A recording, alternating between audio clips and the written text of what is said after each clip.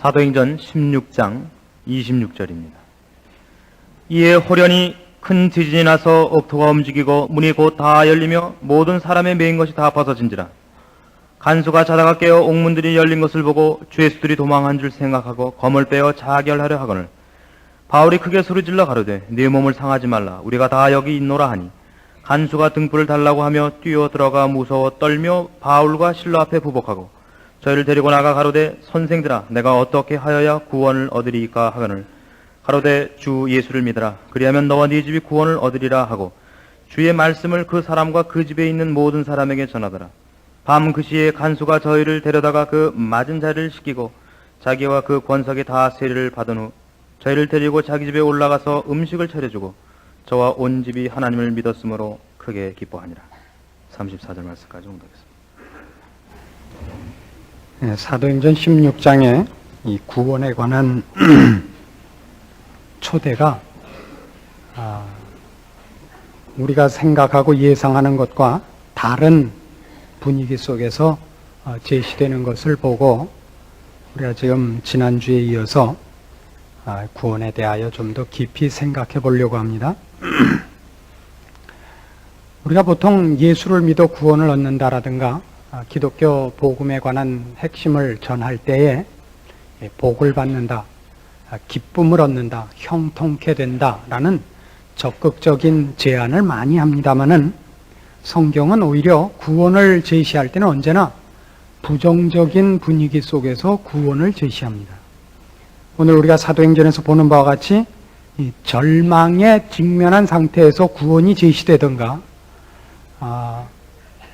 회개를 촉구하는 것을 전제로 해서 구원이 제시되든가 하는 식으로 구원은 일종의 막다른 골목에 몰아놓고 제시하는 그것 외에 선택할 것이 없는 것으로서 제시되곤 하는 것을 성경에서 발견합니다. 오늘날 우리가 기독교를 우리의 소원과 우리의 기대를 이루는 방법으로 채택하는 것은 그 성경이 얘기하는 것과 사실 상당한 거리를 두고 있는 것이 사실입니다. 마태복음 3장으로 가보십시다. 거기 구원에 관한 아주 전형적인 선언이 있습니다.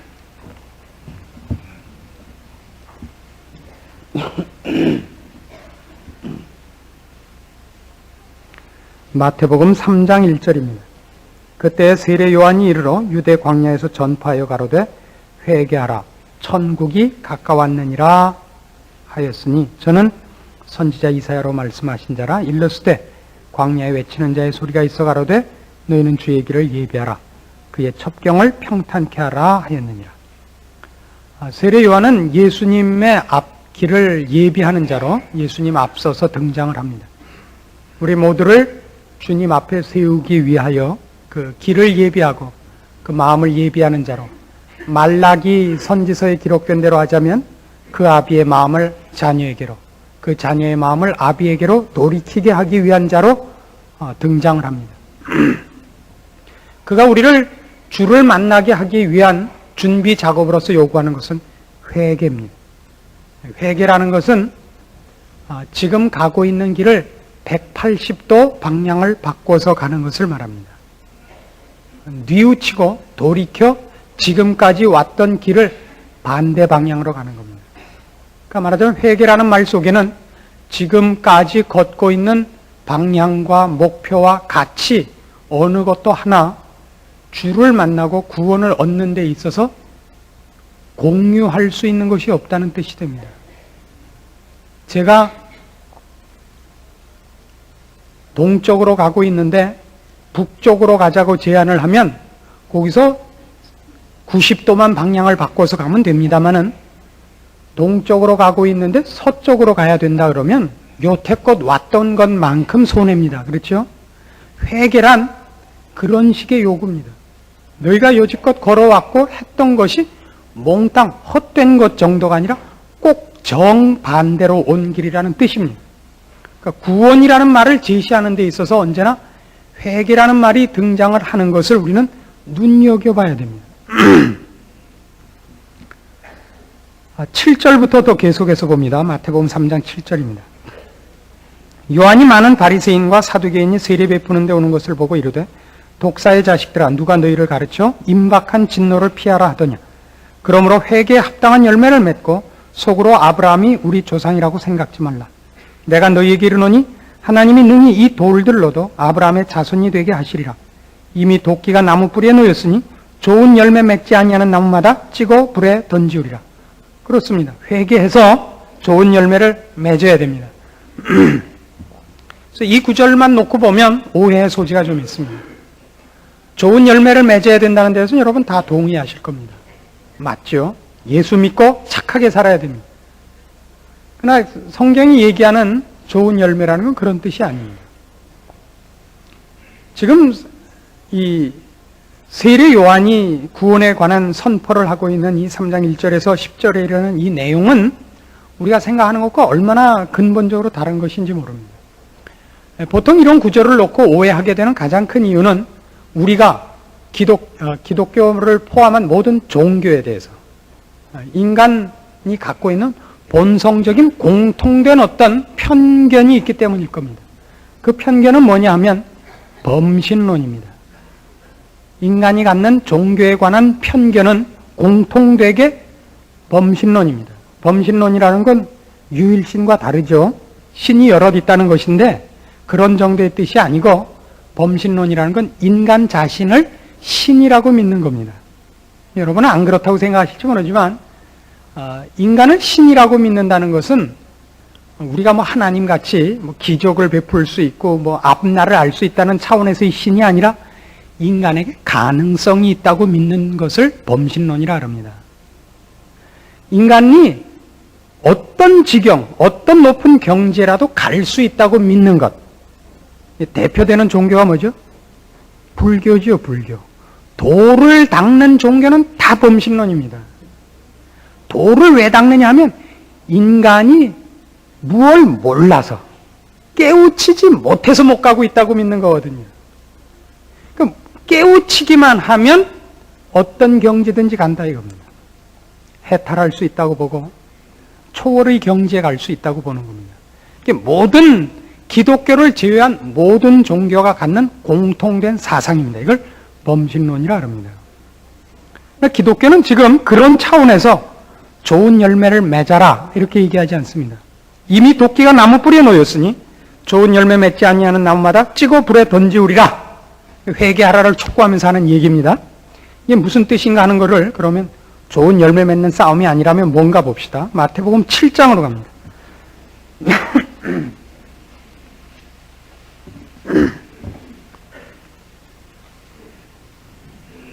마태복음 7장 15절. 거짓 선지자들을 삼가라. 양의 옷을 입고 너희에게 나오나 속에는 노략질하는 일이라. 그의 열매로 그들을 알지니 가시나무에서 포도를 또는 엉겅퀴에서 무화과를 따겠느냐. 이와 같이 좋은 나무마다 아름다운 열매를 맺고 못된 나무가 나쁜 열매를 맺나니 좋은 나무가 나쁜 열매를 맺을 수 없고 못된 나무가 아름다운 열매를 맺을 수 없느니라. 아름다운 열매를 맺지 아니하는 나무마다 찍혀 불에 던지우느니라. 조금 전에 읽었던 것과 똑같죠. 이미 도끼가 나무 뿌리에 놓였으니 좋은 열매를 맺지 아니하는 나무마다 찍어 불에 던지우리라. 그게 여기에도 나옵니다. 아름다운 열매를 맺지 아니하는 나무마다 찍혀 불에 던지우느니라. 근데 보세요. 지금 여기 마태복음 7장 15절 이하에 있는 이 얘기는 뭐에 관한 거냐면 이제 누가 거짓 선지자고 누가 참 선지자인가를 가려보는 그 분별하는 법에 등장하는 얘기입니다. 그 나무가 무슨 나무인지를 알고 싶으면 열매를 봐라 이겁니다. 쉽죠?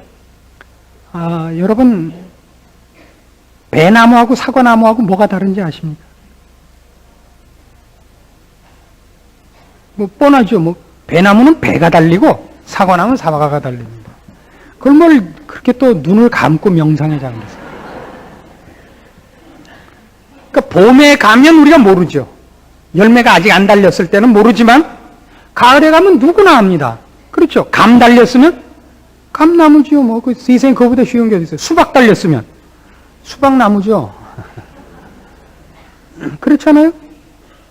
그 열매로 그 나무를 합니다. 그러니까 지금 여기 얘기는 아름다운 열매를 맺지 아니하는 나무마다입니다. 그러니까 나무라는 것은 어떤 중립지대에 있고 그 나무가 아름다운 일을 하느냐 악한 일을 하느냐를 지금 얘기하는 것이 아니라 그 나무가 아름다운 나무냐 악한 나무냐를 뭘 보고 알라 그러냐면 열매를 보고 알아라 이겁니다.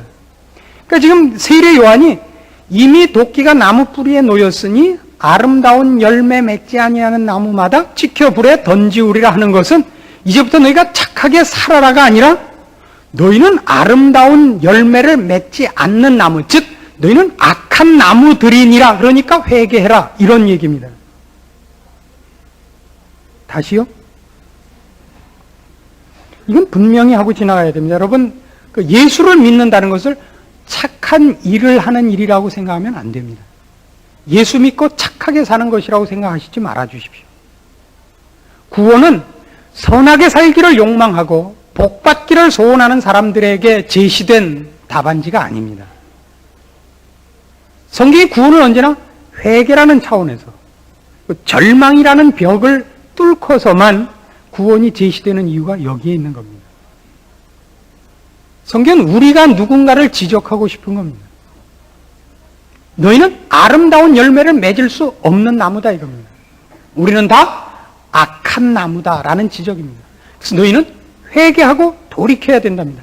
착한 일을 하는 게 문제가 아니라 착한 열매, 아름다운 열매를 맺는 싸움이 아니라 아름다운 열매를 맺을 수 있는 나무로의 전환이 먼저 있어야 됩니다. 그 전환을 뭘로 해야 되냐 할 때 회개하라 이겁니다. 그 구체적인 얘기는 조금 뒤로 하고 우리가 지금 확인하려고 하는 건 겁니다. 열매를 무엇을 맺느냐가 아니라 성경이 요구하는 열매를 맺기 위한 그 열매를 맺을 수 있는 나무로의 전환, 그것을 위해 맨 처음 확인해야 되는 것, 회개란 결국 뭐냐? 내가 그 열매를, 성경이 요구하는 열매를 맺는 나무가 아니구나를 직시하고 돌이키는 것. 아까식으로 얘기해서 범신론에서 예수를 믿는 차원으로 오는 것. 범신론이란 건 뭐라고요? 내가 가능하다고 믿는 것. 내가 몰라서 그렇지 알면 할 수 있다고 믿는 가능성.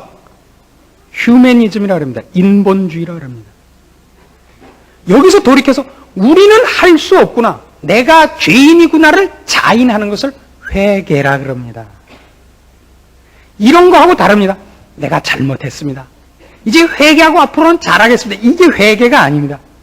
그 내가 할 수 있었던 일을 안 했던 실수를 자인하고 앞으로는 최선을 다해서 잘하겠다, 이런 아직도 가능성을 믿고 있는 겁니다. 그게 아니라 절대 절명의 절망의 상태에 빠지는 겁니다. 나는 할 수 없군요를 하는 겁니다. 로마서 2장으로 갑니다. 17절로 갑니다.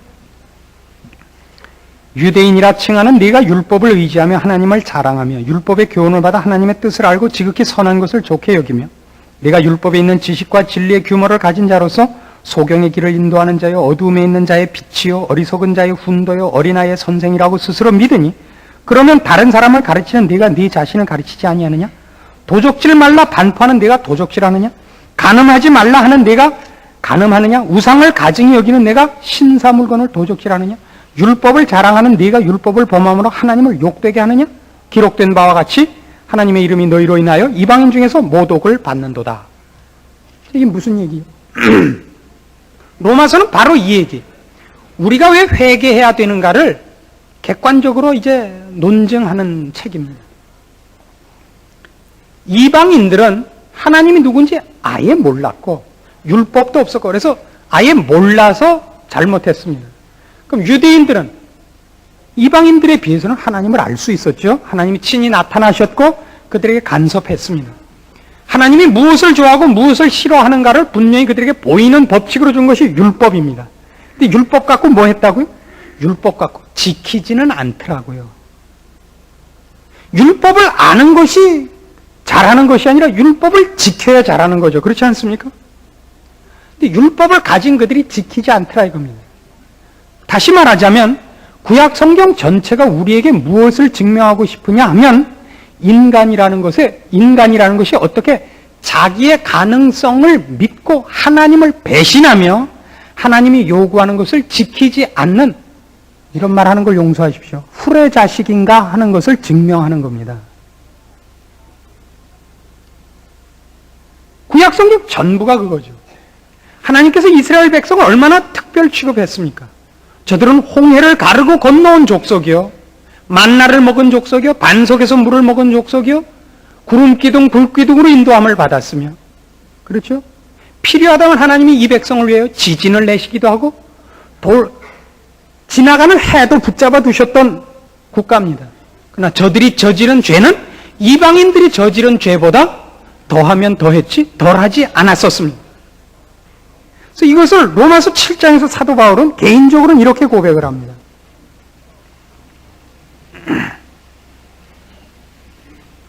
로마서 7장 7절입니다. 그런즉 우리가 무슨 말하리요? 율법이 죄냐? 그럴 수 없느니라. 율법으로 말미암지 않고는 내가 죄를 알지 못하였으니 곧 율법이 탐내지 말라 하지 아니하였다면 내가 탐심을 알지 못하였으리라. 그러나 죄가 기회를 타서 계명으로 말미암아 내 속에서 각양 탐심을 이루었나니 이는 법이 없으면 죄가 죽은 것임이니라. 이게 아주 재밌는 말이죠. 사람이 죄인이 되자 하나님을 배반하고 회개해야만 되는 다시 말해서 성경적으로 얘기하면 완전히 마이너스 인생이 되자 인간에게 아무리 좋은 것을 줘도 그에겐 좋은 것이 되지 않더라고요. 어느 정도냐면 계명을 줬더니 계명이 그를 더 범죄하게 만들더라고요. 도적질 하지 말라 그랬더니 외래 도적질을 하더라고요. 이런 거 여러분 아십니까? 사람은 말이죠. 하지 말려면 더 한다는 걸 아십니까? 그래서 하라 그러면요. 더 하지요, 물론.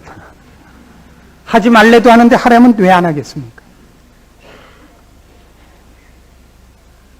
그 대표적인 것 중에 하나가 이런 겁니다. 의학적으로 사람에게 치명적인 것이 무엇인가가 밝혀지면 밝혀지는 것만큼 사람들이 그걸 살상무기로 씁니다.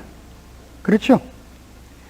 의학의 발전은 동시적으로 생화학 무기의 발전을 병행시켰습니다.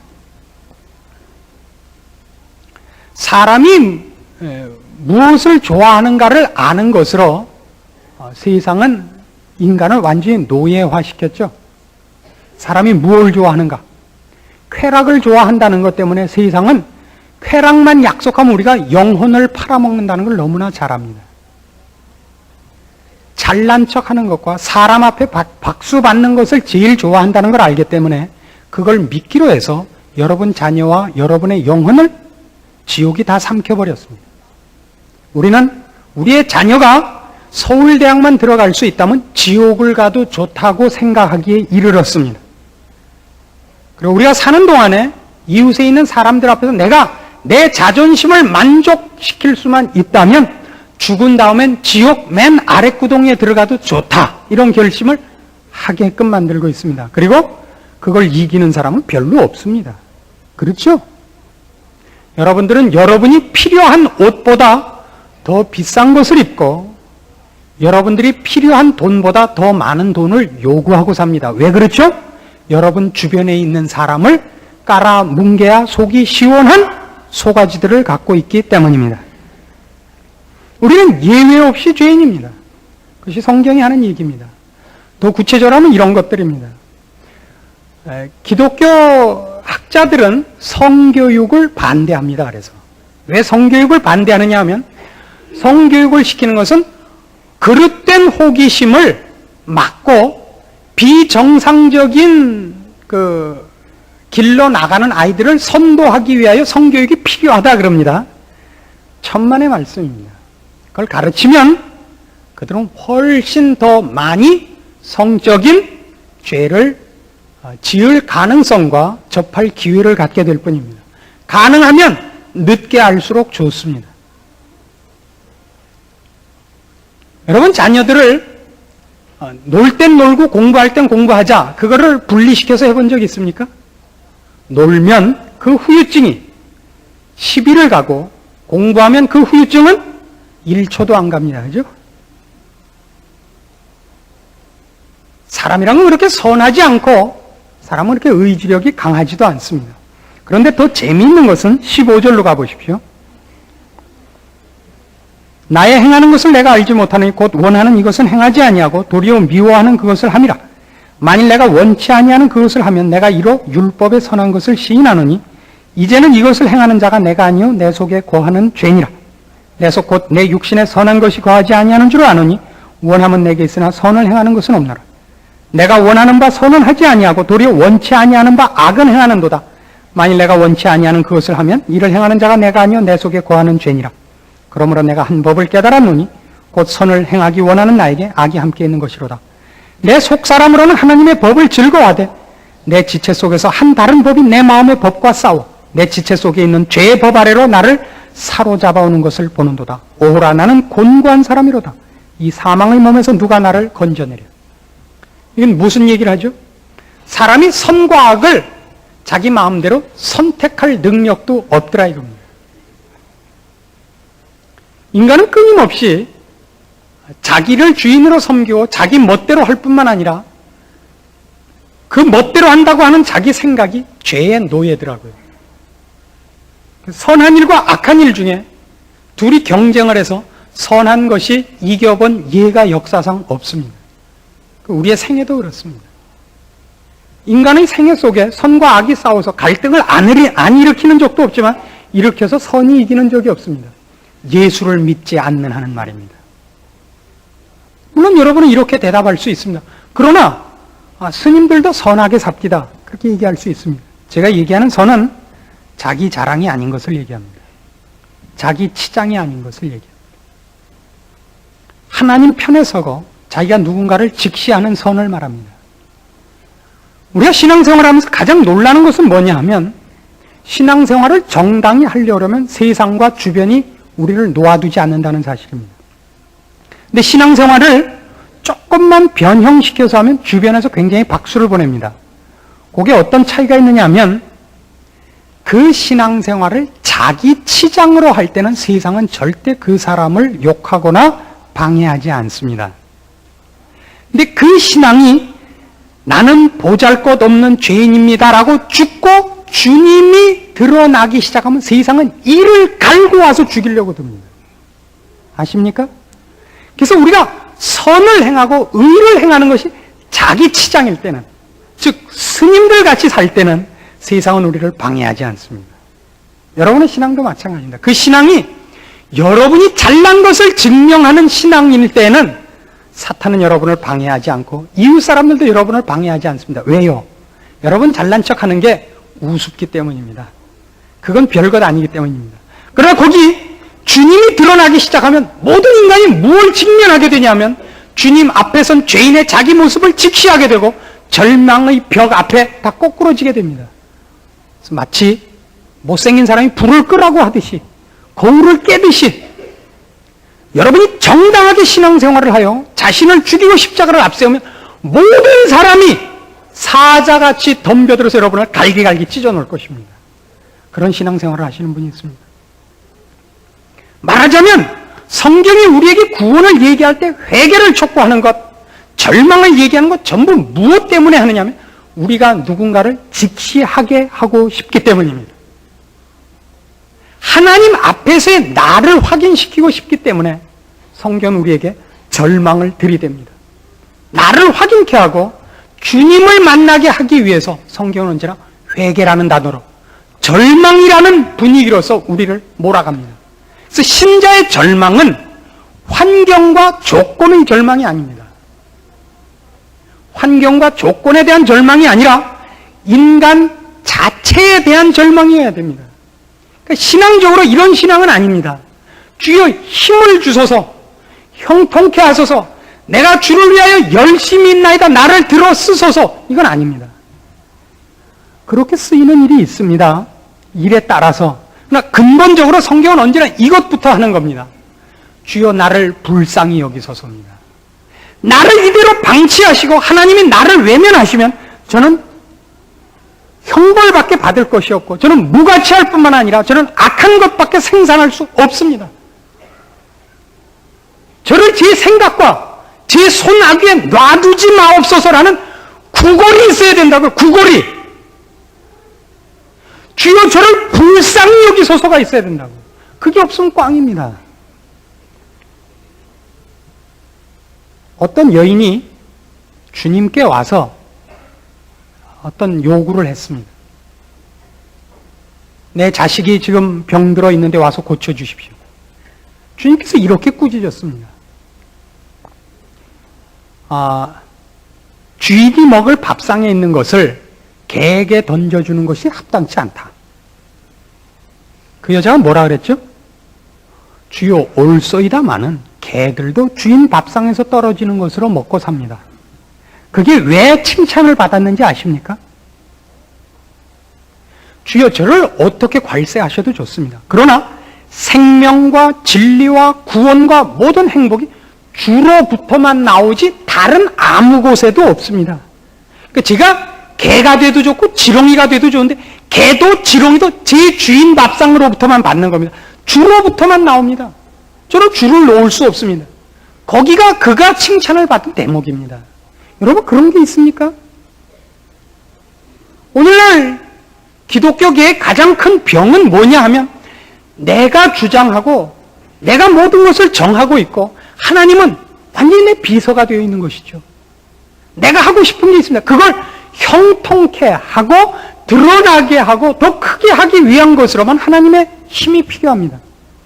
하나님 외에는 나에게 지혜도 없고 진리될 것도 없고 복의 근원이 없으며 무엇도 얻어낼 곳이 주님 외에 다른 곳에는 없습니다. 나에 대해서도 내가 주장을 하거나 내가 무슨 생각을 하거나 내가 무슨 계획을 세우거나 내 힘으로 내가 가는 것이 아니라 주의 은혜로만 내가 앞으로 갈 수 있습니다. 내 길에 표적이 되어주시고 방법이 되시고 지혜가 되시고 힘이 되소서 라고 와서 부둥켜 안고 그 앞에 엎드리는 것을 회개라 그럽니다. 그리고 신앙이라 그럽니다. 그렇게 하기 위해서 성경은 우리를 절망으로 몰아붙이는 겁니다. 우리가 하는 것이 무엇인가? 세상이 약속하는 것이 무엇인가? 우리가 추적하고 힘이라고 손에 잡고 있는 것이 무엇인가를 보게 하는, 그래서 그걸 꿰뚫고 나와서 주를 만나게 하기 위한 절망으로 우리를 인도하여 구원을 소개합니다. 이 절망과 회개라는 단어와 연결되지 않은 구원을 갖고 계신다면 그것은 휴머니즘이 됩니다. 범신론이고 여러분은 기독교라는 이름으로 여러분을 잘난 척하는 것 외에 아무것도 아닌 주님과 관계가 없는 사람이 되는 겁니다. 마태복음 5장으로 가보십시오. 3절 말씀부터 봅니다.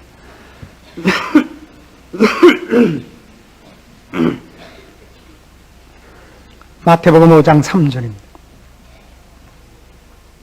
심령이 가난한 자는 복이 있나니 천국이 저희 것이며 애통하는 자는 복이 있나니 저희가 위로를 받을 것이며 온유한 자는 복이 있나니 저희가 땅을 기업으로 받을 것이며 의에 줄이고 목마른 자는 복이 있나니 저희가 배부를 것이며 긍휼히 여기는 자는 복이 있나니 저희가 긍휼히 여김을 받을 것이며 마음이 청결한 자는 복이 있나니 저희가 하나님을 볼 것이며 화평케 하는 자는 복이 있나니 저희가 하나님의 아들이라 일컬음을 받을 것이며 의를 위하여 핍박을 받은 자는 복이 있나니 천국이 저희 것임이라. 그 유명한 산상설교 중에 8복입니다. 이 중에 여러분 가장 얻고 싶은 복이 있으면 하나 마음으로 짚어보시겠습니까? 이 8가지 복 중에서 요것만은 갖고 싶다. 정하셨습니까? 없죠? 솔직히 돈과 명예와 건강이 하나 더 있었으면 좋겠죠.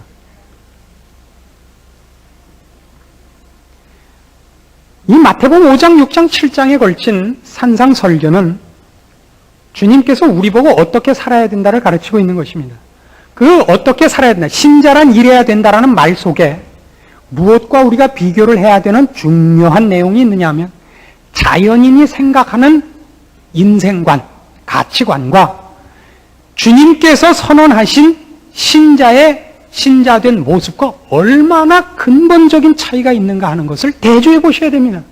그렇지 않고 이 구절들을 주님이 하신 말씀이니까 라는 센치멘탈한 감정 속에서 좋아하시면 안 됩니다. 제가 신방을 다녀보면 이거 벽에 써서 붙여놓으신 집 여러 집 봤습니다. 이 산상 팔복을 써서 몇 년도 뭐 원단에 누가 이렇게 갖고 뭐 주성호 이렇게 갖고 쓰는 걸 봤습니다. 이거 왜 좋아하시죠? 성경 말씀이니까 좋아하시죠? 성경 말씀이니까? 그렇지 않습니다. 여기 있는, 오늘 집에 가시면 다시 한번 보시기를 권하는데요. 거기 있는 말씀들 중에 어느 하나도 우리로 하여금 우리가 누군가를 직면케 하지 않는 구절이 하나도 없습니다. 우리가 할 수 없는 것들만 거기 나열되어 있다는 것을 발견해야 옳습니다.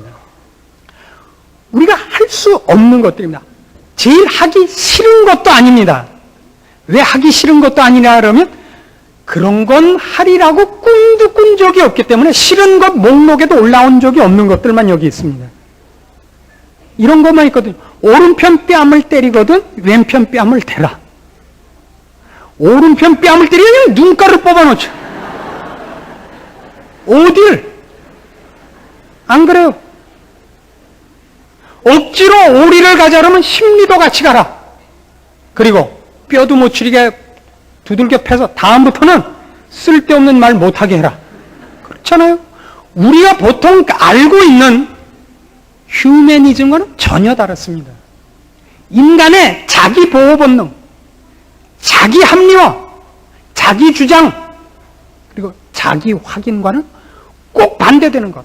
자기 부인이 거기에 주된 원리로서 모든 것이 요구되고 있다는 것을 여러분 다시 한번 발견하실 수 있을 겁니다. 그래서 성경은 우리가 자기 주장과 자기 고집대로 사는 것이 무엇인가를, 그것이 결국 어떤 결과를 초래할 것인가를 죽기 전에 우리로 하여금 직면케 합니다. 이렇다면 나는 어떻게 해야 된단 말인가? 나에게 남은 건 사망밖에 없고 영벌밖에 없고 흑암밖에 없구나라는, 오호라 나는 곤고한 사람이로다라는 자리에 꼭 우리를 초대합니다. 거기에서, 바로 거기에서 구원은 빛을 발하는 겁니다. 거기서 나오라. 네 모든 것을 포기하라. 주님께서 친히 신앙인에 관한 가장 대표적인 본질을 이렇게 선언한 것을 기억하십니까? 아무든지 나를 따르려거든, 그 다음에 뭡니까? 자기를 부인하고 자기 십자가를 지고 나를 쫓을지니라. 그것이 성경이 얘기하는 구원관입니다.